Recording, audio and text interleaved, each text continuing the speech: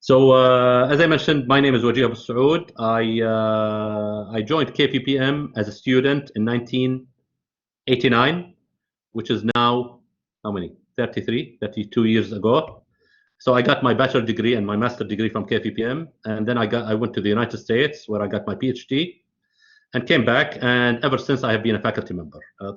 I was a faculty member since I graduated from KPPM in '94.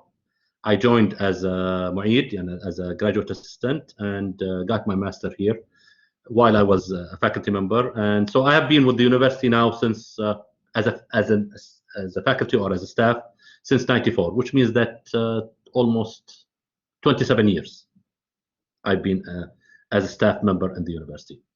Okay, so let me go now back to the lecture notes. And if you don't mind, I'll turn off the camera because I think it will probably slow things a little bit down. So as I mentioned, gentlemen, we're talking about signals and systems. So the whole course, believe it or not, is focusing on signals and systems and other techniques that allow us to work with signals and systems. Okay? So the first thing that we need to do is to define what is a signal and what is a system. And I'll give them a very simple definition. In fact, by the way, I'm using a computer that has a stylus, so you'll see me every once in a while right on the screen. Okay? Let's start with a system. What is a system? Anybody can define a system.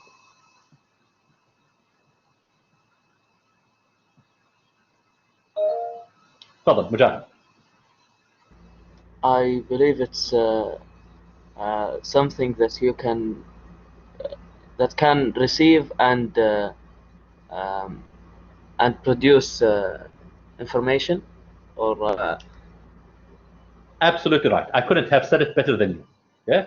Basically, a system, gentlemen, think of it as a block. And in fact, many of the systems that we will study in this course and that we'll discuss in this course, think of it as a block. Now, what's inside of this block? It could be some electronics. It could be some, for example, some mechanical equipment, a motor or springs or whatever. Okay? But we, as electrical engineers, we're interested more in electric systems, not in mechanical systems.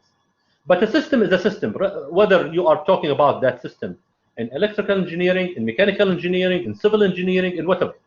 Mechanical engineers, when they talk about systems, they talk about pulleys and motors and strings and belts and whatever inside their systems. Civil engineers, for example, when they talk about their systems, they're talking about a building with concrete, with steel, with and so on. For us as electrical engineers, when we're talking about systems, we're talking about a block or a box that contains some electronics. Now, a box that contains some electronics and that's it is basically useless. It's like your mobile phone. If it doesn't have a battery and there is no way for you to plug in any power into the system, what happens into that mobile phone? What happens? Okay? It doesn't work. It's just basically a piece. It's a box that contains some electronics, but you cannot input anything into it and you cannot take anything out of it. Okay? So all of the systems that we will discuss, gentlemen, are systems that will have some inputs and generally will produce to us some outputs. What does a system do? It's very rare that a system will take the input and directly produce it to the output. And you see, whatever you put at the input appears at the output.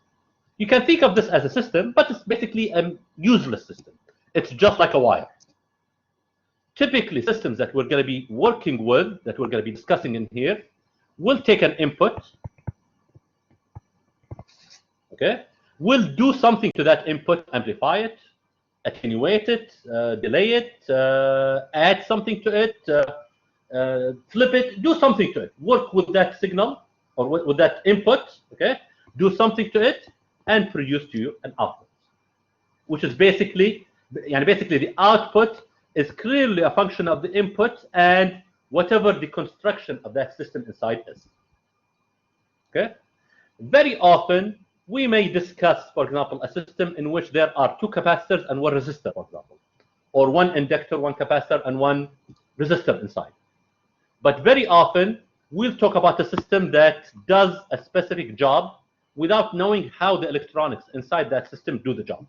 And all you care about is that this system will take an input, will amplify it, for example, do something like this, multiply it by 3 and produce it at the output.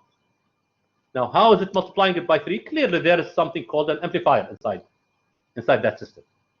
Okay? Or there are some electronic components that are working on the input to produce you the output. Very often, we don't care about what's inside. But in specific situations, we may discuss what's inside and what are some of the components inside the system there, so that at least we get some insight on how that system is producing its work. Okay? So to summarize, what's a system? A system is a block, or let's say it's a box that receives some inputs and produce some outputs. Systems sometimes receive multiple inputs, input 1, input 2, input 3, and so on. Okay? And sometimes produce multiple outputs.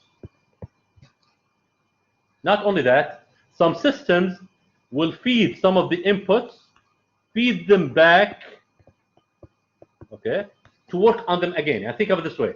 You put a signal, you put a 5 volts, let's say, at the input, okay, of the system. The system produces you an output and takes that 5 volts and feed it back to operate on it multiple times. You'll understand, inshallah, some of this later, okay? But some of the systems do not just take the inputs and operate on them and produce an output. Sometimes some of the systems will take the inputs and feed them back. This is called feedback, which you'll study, inshallah, in some of the future courses. Like, for example, EE380. One of the courses that will depend on this course is EE380, EE370. There are several courses that depend on this course heavily, okay, in which, especially EE380, will talk a lot about that feedback. Okay? But anyway, a system basically is a block that receives inputs and produces some outputs. Very typically, a system that produces to you no outputs, it only receives inputs and produces to you no outputs, very often has very limited functionality, meaning it's not that useful. I'm not saying that there are no systems like that. There are some systems that only receive inputs and do not produce any outputs for you. Okay? But very often you'll find systems like that are not that useful. Also, systems that produce to you outputs based on no inputs, there are some systems also like that, but they're not that useful. So the best, let's say the most useful systems are systems that receive inputs, operate on those inputs, and produce to you outputs. Okay, Afwan? Now we've talked about systems. So what are signals? Signals are nothing but the inputs and outputs of those systems. So in fact, the signals that we're going to be talking about in this course are typically inputs that are put into a system, that are fed into a system, and signals that come out of that system. And this is why I told you that signals and systems are very closely related to each other. Because a system that does not receive signals as inputs or does not produce to you signals as outputs is pretty much useless. Okay? Right. Any questions so far, gentlemen? By the way, if you have any questions, sometimes, I don't know, it's my habit, sometimes you find me speak a little bit fast. So if you find that I'm speaking more than you can probably grasp in a reasonable amount of time, just stop me. Okay? Let me know that maybe you're speaking too fast. Please stop. Or if anything is not clear, you do not have to take permission. Just stop me. You do not even have to raise your hand. Just open the mic and let me know that I need to clear something. Tafadhal, Ahmed. Ahmed, yeah. Tafadhal. Ahmed, I don't know if you're saying anything. I cannot hear you. Maybe your microphone is not working. But anyway, if you have a question, I can probably discuss with you at the end. I hope that, or maybe you can check your microphone. If your microphone has a problem or so, try to fix it, and you can say whatever comment you have at a later time. Okay. Any comments, gentlemen? Okay. So we have talked about systems and we've talked about signals. Right? Why are we studying systems and signals in this course? As I mentioned, I think I kind of hinted to it.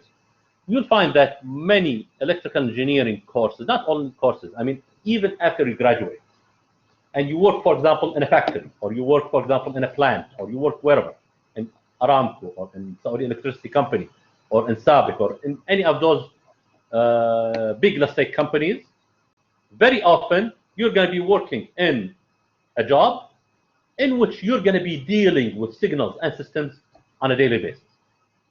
For example, someone who's sitting in front of a control panel that controls a plant that manufactures, for example, some chemical.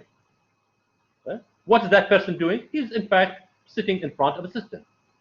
He's putting inputs, feeding that system with inputs, using a keyboard or using a microphone or using whatever, and seeing the results of his inputs on a screen.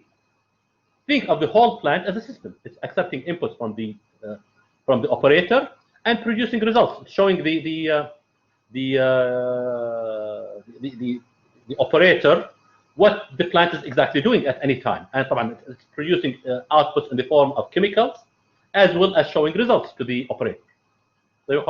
So everywhere you work as an electrical engineer, or not everywhere, but in most jobs that you will be working in later in the future, after you graduate, you see that working on systems and signals is part of your job. Not every job, again, but many of the jobs as electrical engineers, you'll be working on systems and signals. And not only that, many of the courses that you study, in fact, as I mentioned in the EE department, will require you to have good understanding of signals and systems. By the way, EE207, when I was a student here at KPPM, was not a course. There was no course called EE207.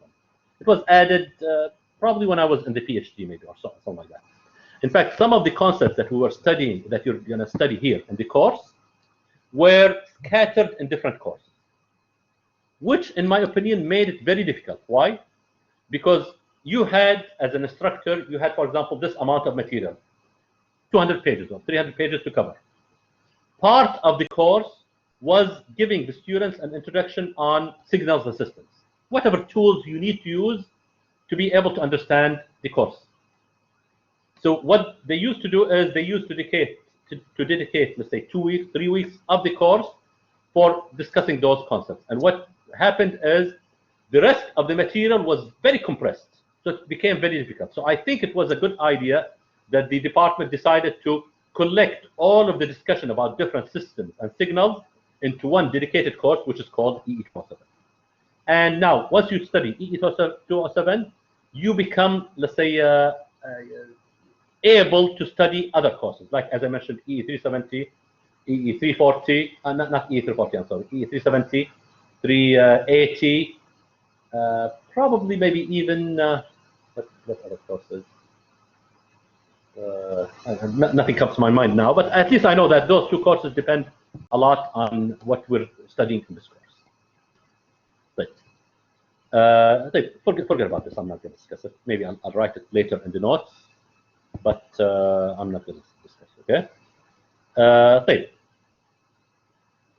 Very often, you see that different systems that we will study here will depend on signals, as I mentioned. And the systems that we will study in this course will depend on signals. You'll feed signals, and you'll see signals at the output.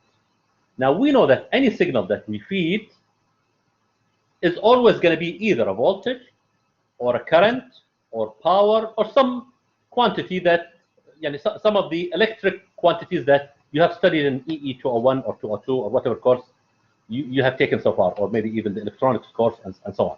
Okay?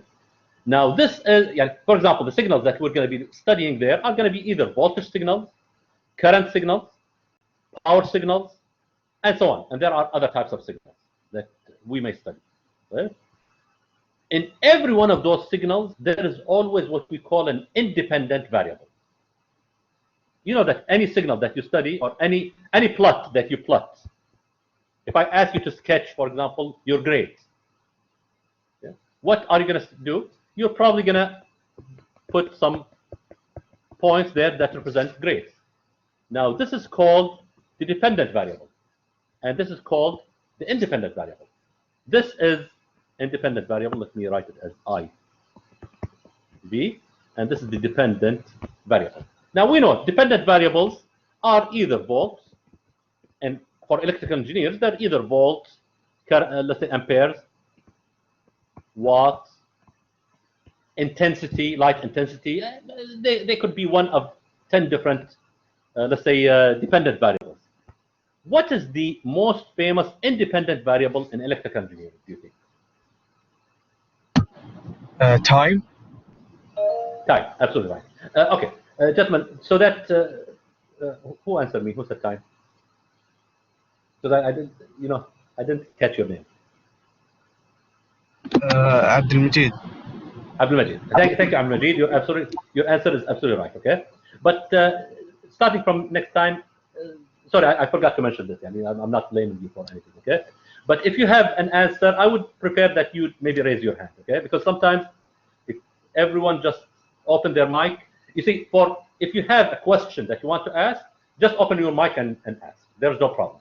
But if I ask a question and you want to respond to it, it might make sense if you raise your hand so that it doesn't turn out that 3 or 4 people talk at the same time. Okay, Afwan? Okay. So I'm not saying anything, Abdul Majid. What you did is absolutely okay because I did not comment on this. Okay. So in the future, gentlemen, if you need to answer a question that I asked, I would suggest that you just raise your hand.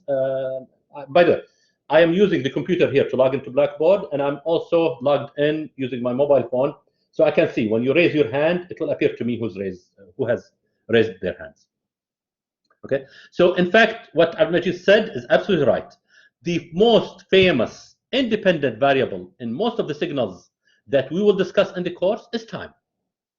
You'll almost always see we're talking about volts versus time, current, amperes versus time, watts versus time, and so on. But I want you to understand that not all systems, even in electrical engineers, have their independent variable being time. I can give you an example, for example. One of the courses in the EE department is called image processing. In image processing, you are working on images, pictures. Those are similar to what typically will, what a computer, for example, will do when you, or let's say what a camera will do when you take a picture. If you have your mobile phone and you take a picture, now the mobile phone is taking the picture and then doing some processing to the picture. Time doesn't appear there. It's just taking a picture there at a specific time, and then the data there, or let's say the signal that the mobile phone or the camera is working on, the independent variable is not time. It's in fact called spatial variables, meaning X and Y. You know, picture is basically, or let's say pictures are made out of pixels. Okay, so when mobile phone or when a camera works on an image, typically it's not interested in time, or time doesn't appear in the picture there. What appears as an independent variable is the location of the pixel in the X direction and the location of the pixel in the Y direction. Okay, so what I'm trying to say, gentlemen, is that in most situations our independent variable will be time, but it doesn't have to be time. It can be some other variables. In fact, because I talked about this example, it reminded me that EE, I think the course number is, I forgot all of the course number, 408, I think, or 409. I think 410, okay? It's an image processing course, which depends on the concepts that are studied here in this course, okay? So there are several courses in the EE department, as well as some other courses that exist in other departments, in mechanical engineering, I'm sure, in civil engineering, in chemical engineering, that require some of the concepts that are studied in this course. Okay, fine? Any questions so far? Okay. So we've talked about this. Okay? Now, whenever you talk about systems and signals, you almost always have to model the signals and have to model the systems. What do I mean by this? For example, let me give you maybe an example that hopefully will illustrate for you what I'm talking about. Assume, for example, that I have a system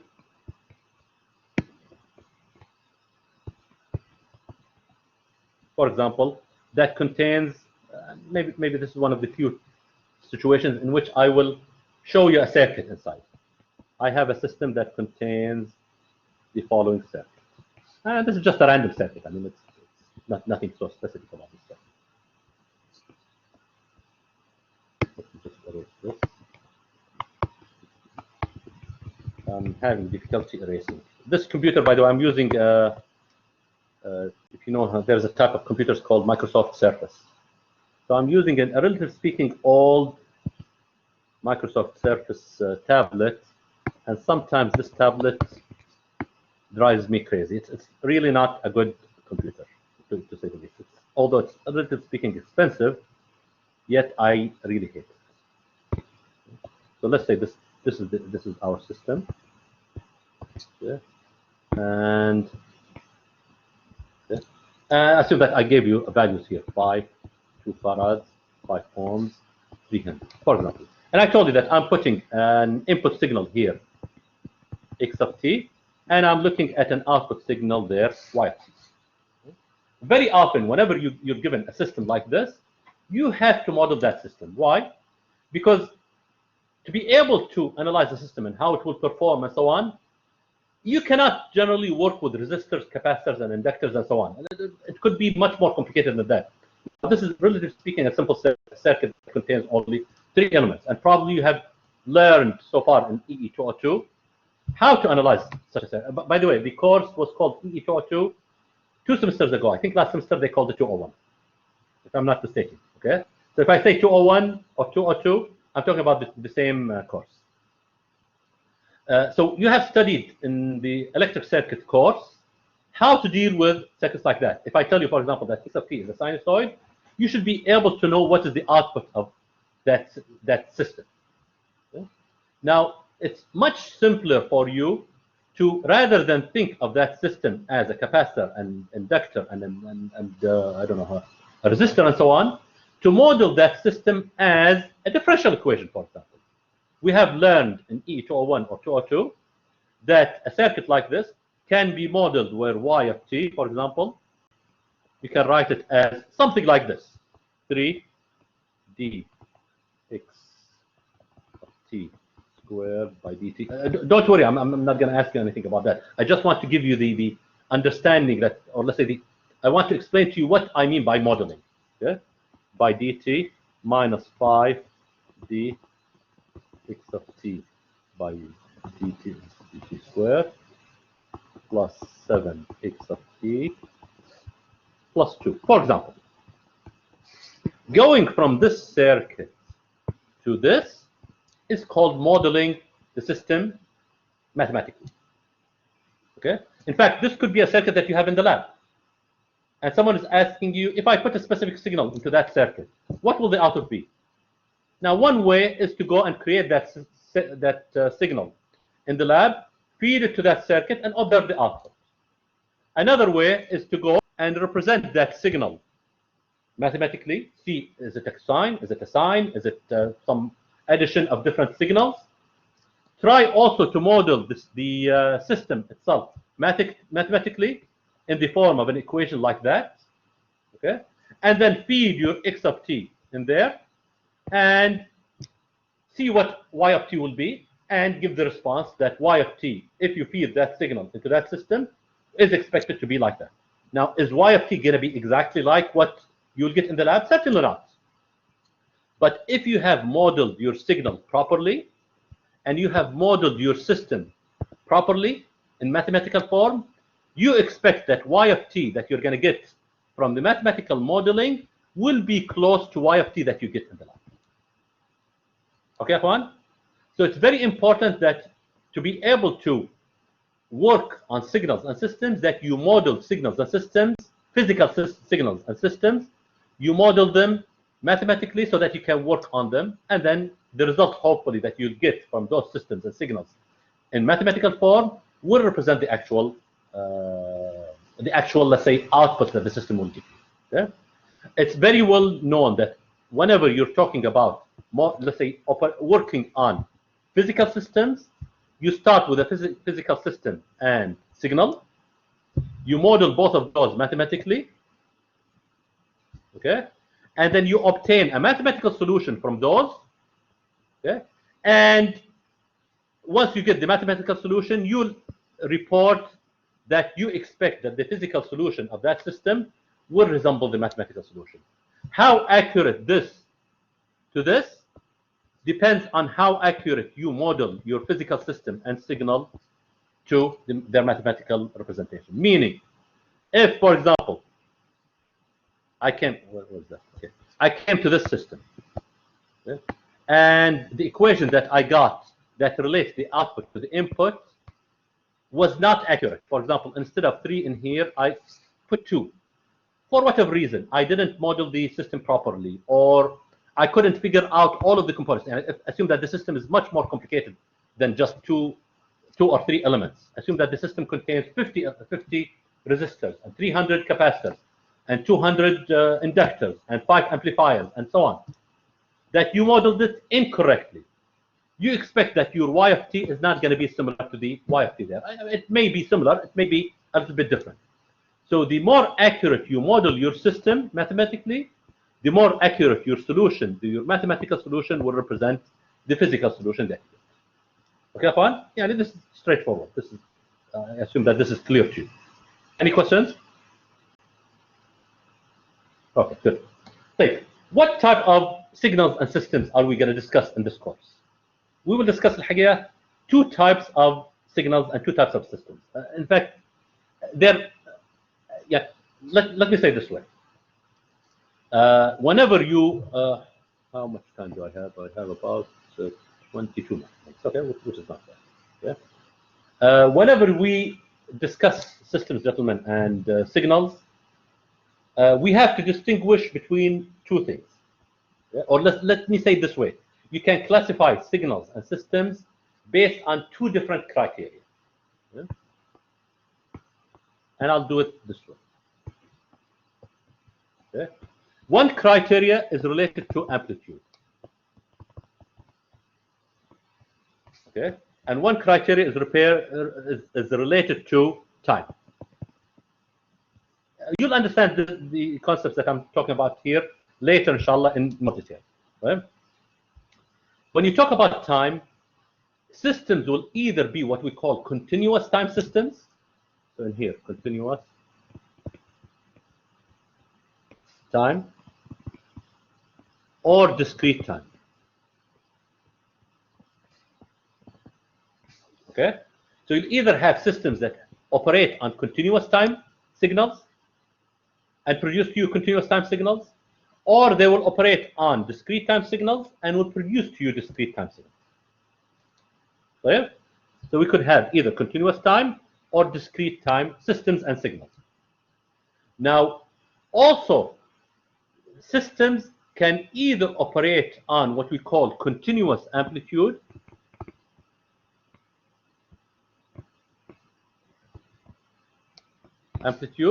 or discrete amplitude. Sorry, my handwriting is terrible. Okay.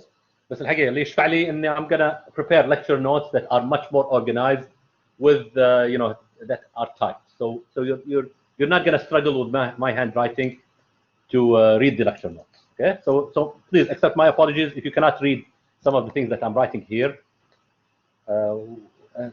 And by the way, if you see even my handwriting in Arabic, it's 10 times worse. Okay. So luckily I'm writing in English. So we said that systems can either be continuous time systems, okay, or discrete time systems. Okay? And also systems can either be continuous amplitude systems or discrete amplitude systems, which means that we can classify systems into 4 different categories. Either continuous time, let me write it as CT, continuous amplitude, or continuous time, discrete amplitude, or discrete time, continuous amplitude, or clearly discrete time, discrete amplitude. Okay? In fact, you could have mixed systems. What do I mean by mixed systems? You could have systems that accept both continuous time and discrete time signals and produce to you discrete time, continuous amplitude, for example. And you could have much more complicated systems. But at least the systems that we're going to be discussing in this course are not mixed. Meaning, if the system accepts continuous time, it will produce to you continuous time. If it accepts continuous amplitude, it will produce to you continuous amplitude, and so on. So basically, if a system, if it accepts signals in this region, it will produce to you signals in this region. If it accepts signals in this region, it will produce to you signals in this region, and so on. So we're not going to have systems that accept, for example, signals from different regions and produce to you signals even in other regions or in other boxes in there. Okay?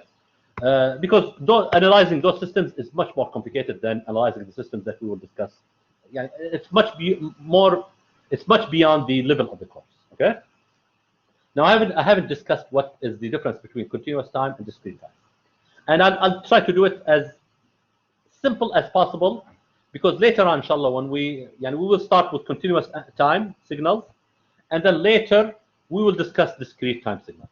Okay? Later, maybe in I think probably after 5 weeks or so. Right? And later in the course. Okay? So since we're going to start with continuous time, I will focus on continuous time for the time being. But let me just introduce to you the concept of what is the meaning of continuous time and discrete time, and what is the meaning of continuous amplitude and discrete amplitude. Continuous time systems, gentlemen, receive signals that look like this. It's a signal that is defined at every instant of time. Meaning, if you're interested to know what is the input to that system, what is the input signal to that system at time 1 second, is equal, for example, to 3 volts. What is the input to that system at time 1.25 seconds? Is equal, for example, to 3.2. What is the input to that system at 1.105628873 seconds? It also has a specific value. So the system receives signals that are defined for any instant of time. And you expect that that system will produce to you a signal that is also defined at every instant of time. Okay? Those are called continuous time systems. Now, so what is a discrete time system? A discrete time system does not receive signals at all instances of time. It only receives signals at specific instances of time. For example, this could be the input to a continuous time signal. Okay? If you're talking about a discrete time signal, as I mentioned, this could be the input and the output to a continuous time system. If you're talking about a discrete time system expects signals that look like this.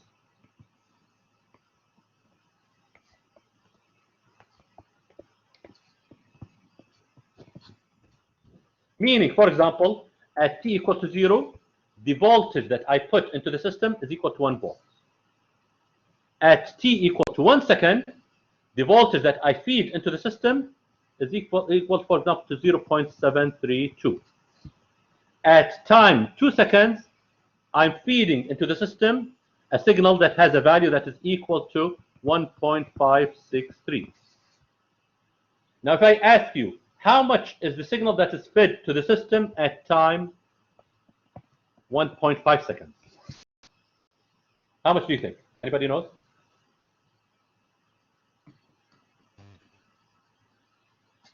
I don't see hands. Unfortunately, I think. Hold on. Oh, okay.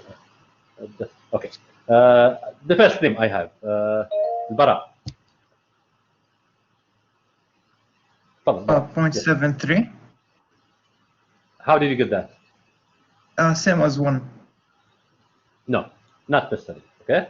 You are talking about slightly different systems. Okay. I understand what you're talking about. You're thinking that it's constant. No. If we're talking about discrete time systems, okay, maybe I'll answer this. Okay. And so my apologies. Maybe I'll answer it myself. Okay. What Al-Bara mentioned is slightly different type of systems. Okay. When we talk about discrete time systems, gentlemen, discrete time systems receive signals at specific instance of time, and in between those time instants, no input is fed to that system. Meaning, if I ask you, how much is the system receiving at time 1.5 seconds? You tell me it's not receiving anything. It's not defined. You do not feed the system any value at that point. Now, what Al-Bara mentioned, as I mentioned, is a special type of discrete time systems, but we'll talk about this maybe later, maybe near the end of the course as well, maybe. Okay? But if we're talking about discrete time systems, the input to that discrete time system is only defined at specific time instance. It's only defined here, here, here, here, here, here, and so on. In between those time instants, there is no input. No, we don't say that the input remains the same for a specific amount of time. No. Right? So no input is fed to the system at that point. Okay, Juan? We will discuss discrete time systems, as I mentioned, I think in week 6, 5, 6, I don't remember exactly. Because when I taught the course, it was in a regular semester. Last time I taught the course, it was in a regular semester. And I don't remember. I think it was in week maybe 10, 11, something like that. Okay? Right. So this is the difference between continuous time and discrete time.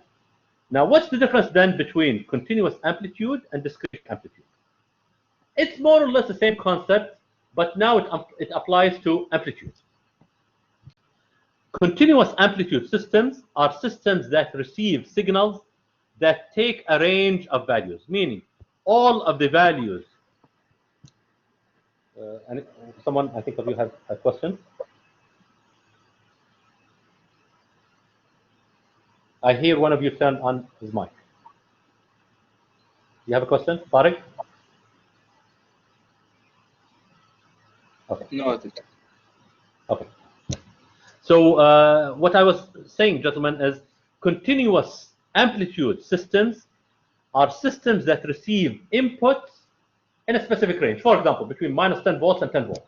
Any value between minus 10 volts up to 10 volts is an allowed value to the system. Meaning I can feed a value at a specific time to the system that is equal to 7.362. Or I can give the system an input signal at a specific time that is equal to minus 1.27634, and so on, with infinite precision, with infinite accuracy. Let's say.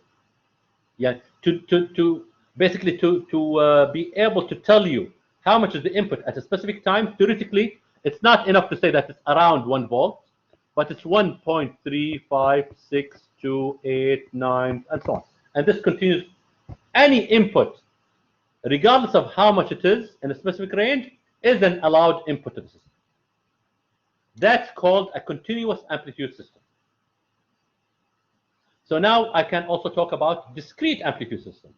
Discrete amplitude systems, just like discrete time systems, only expect inputs that have specific values. Meaning, I can feed an input to the system that looks like this. Okay?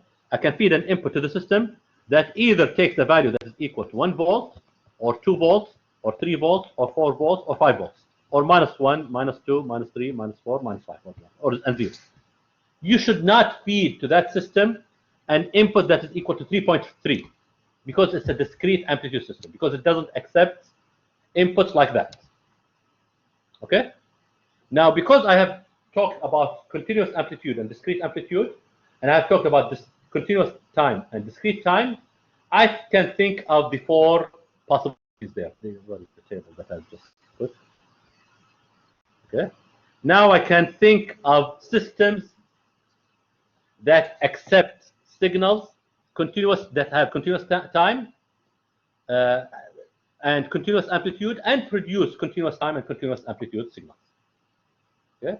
And I can think of systems that will accept continuous time but discrete amplitude, and will produce to me continuous time and discrete amplitude, and so on. So now, what I'm trying to say now is, because I have 2 types in here and 2 types in here, I end up with those 4 categories. We will not discuss all of those 4 again in the course. Okay, we will most of the time focus on the continuous time and discrete time, and continuous amplitude. But basically, most of the time, we will focus on those. Okay, but I think at the end, if I remember correctly, I think we will discuss those a little bit. Okay, but most of the time, we will focus on those 2 types. Yeah, what we care about is discussing continuous time systems and discrete time systems. the amplitude is not that important to us, whether it's continuous time or discrete time. Yeah, meaning, if you understand the concepts for continuous time and discrete time for continuous amplitude systems, you can just, with a little bit of work, you can extend it to discrete amplitude systems. Okay? Any questions or comments or complaints? Or so we've talked about those.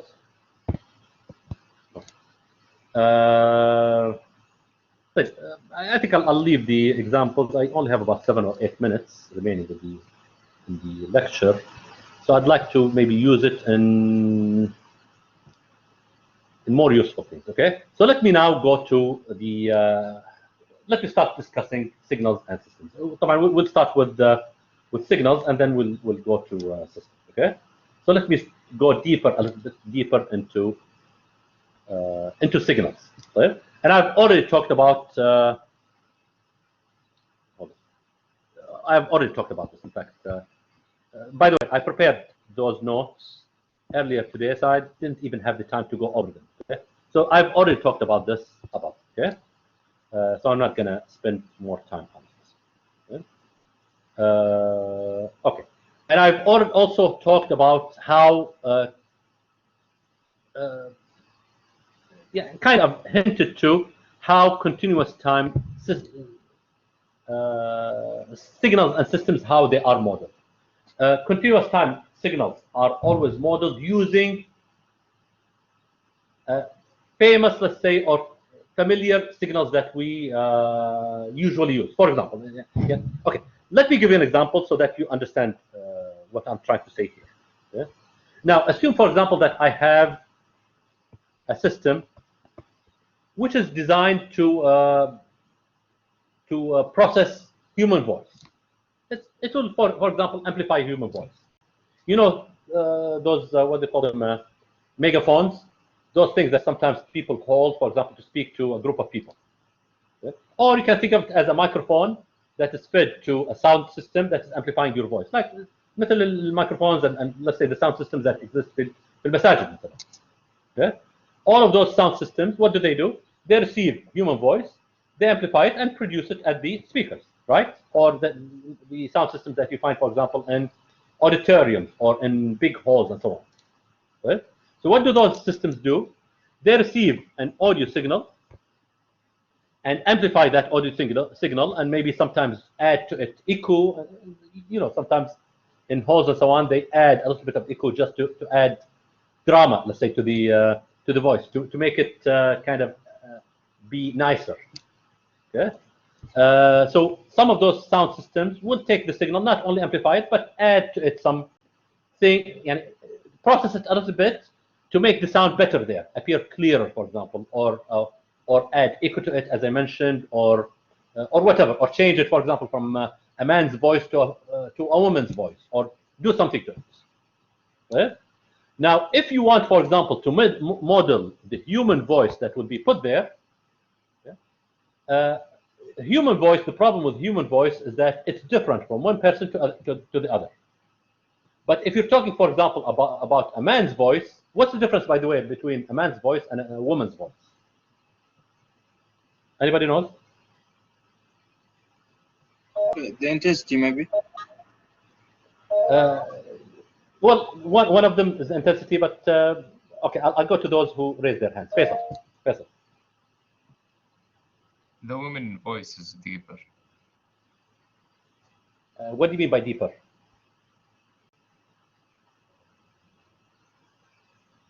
Because deeper usually is, it's usually the opposite. At least the way I think about it, a man's voice is usually deeper, which means that it contains lower frequencies.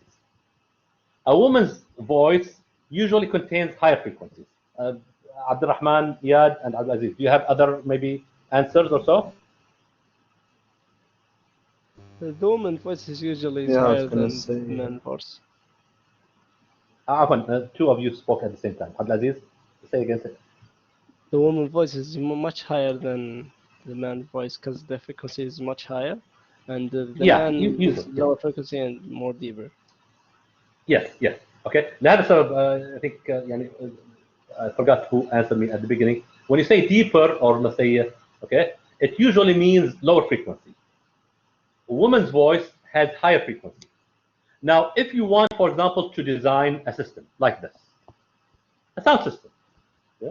But clearly, at the end, you'll have to bring human beings to talk in that system and see whether it produced you the results that you want or not. But let's say at an earlier stage, you want to model that system, you want to design a system, hopefully that will come up with the results that you want. What are you going to do? What you'll do is you'll try to model the human voice.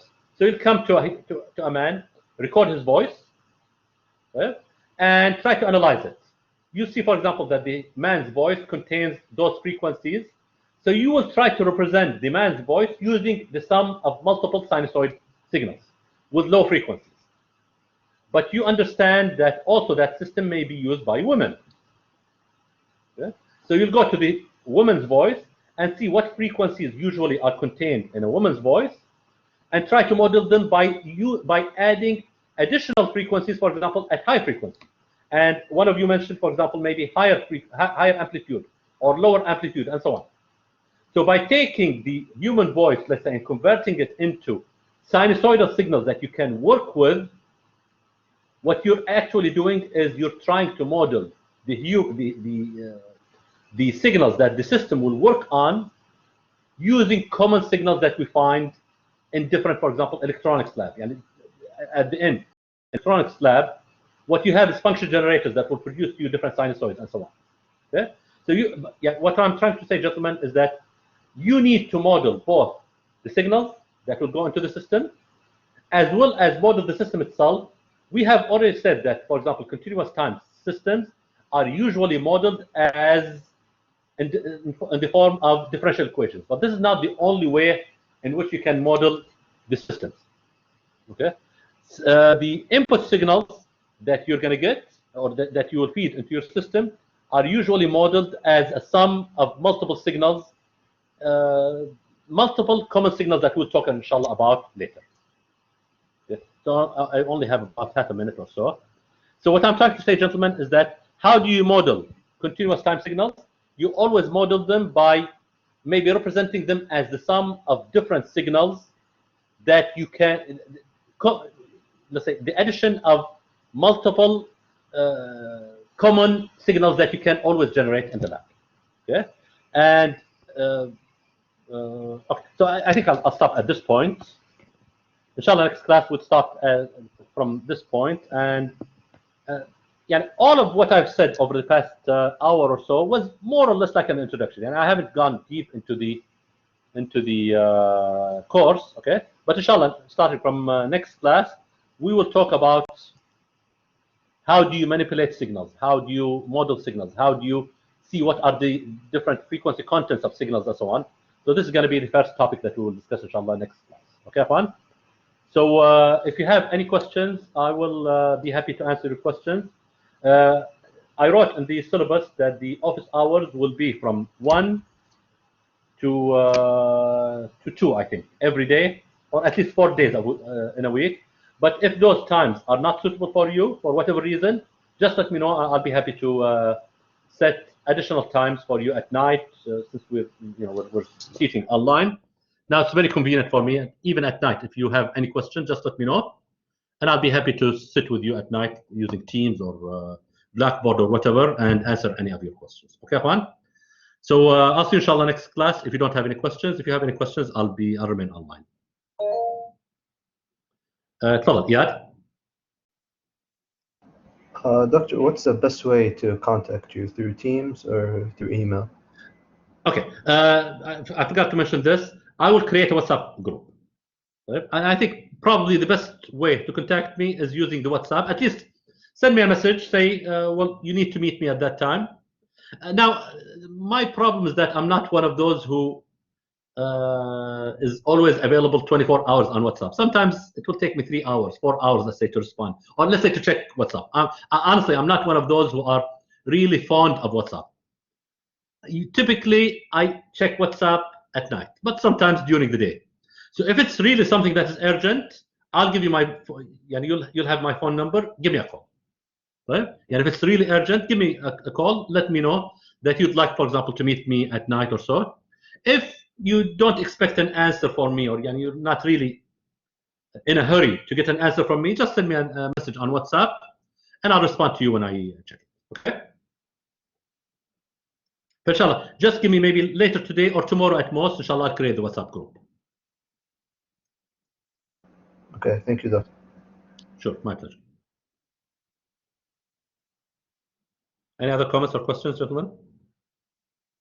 Doctor, about the date of the midterm, is there any new information about it? لا والله until now I don't know. I don't know.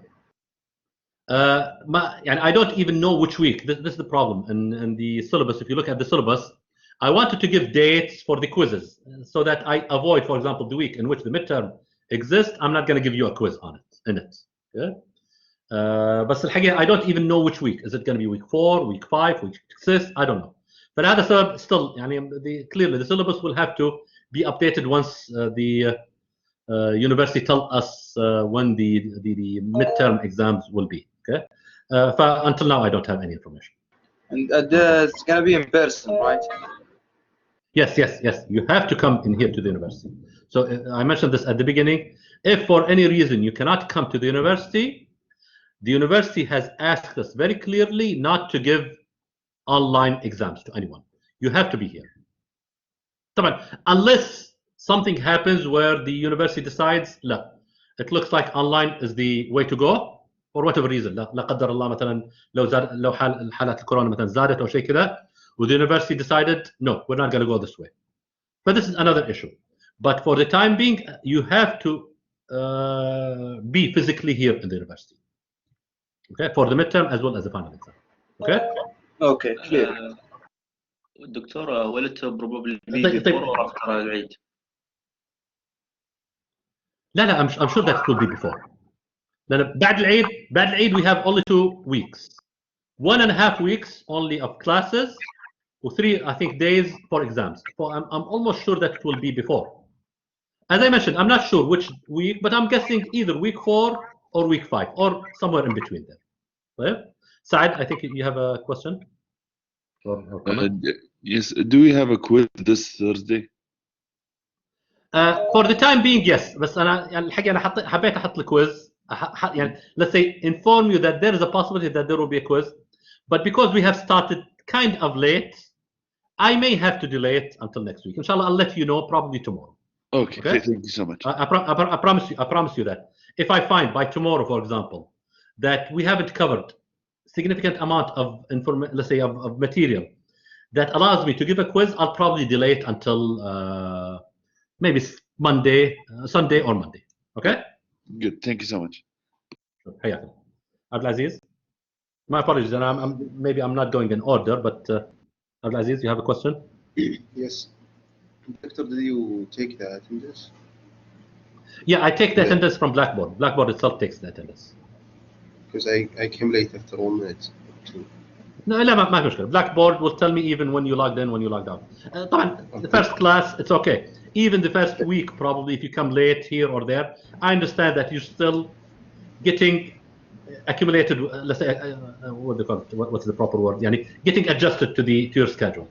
Later on, inshallah, I may be a little bit strict in coming early, coming late, but don't worry. If you came a few minutes late, that's no problem. Okay, thank you, Doctor. Okay. حياك الله. نعم.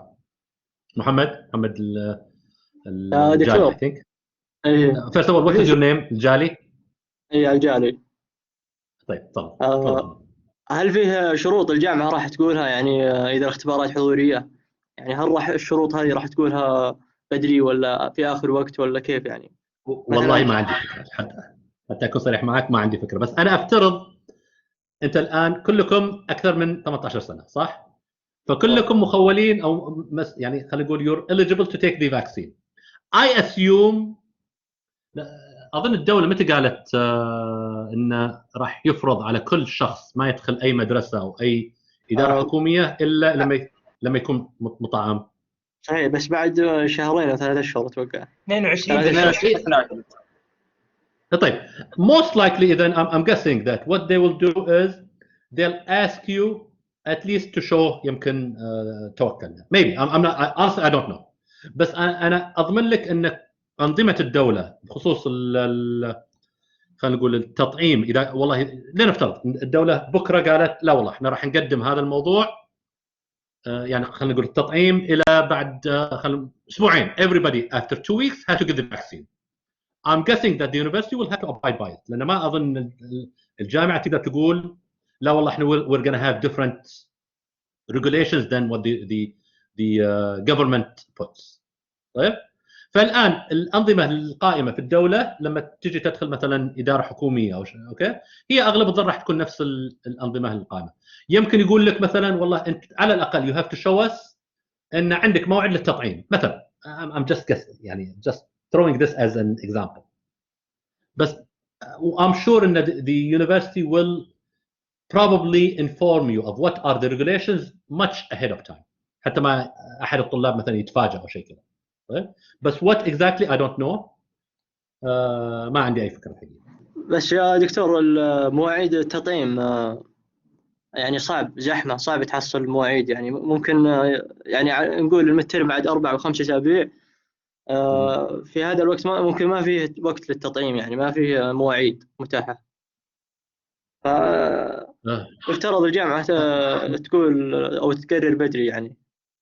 هل انا خلي انا رئيسي هنا في عماده التطوير الاكاديمي يرأسني يعني رئيسي له عميد التطوير الاكاديمي.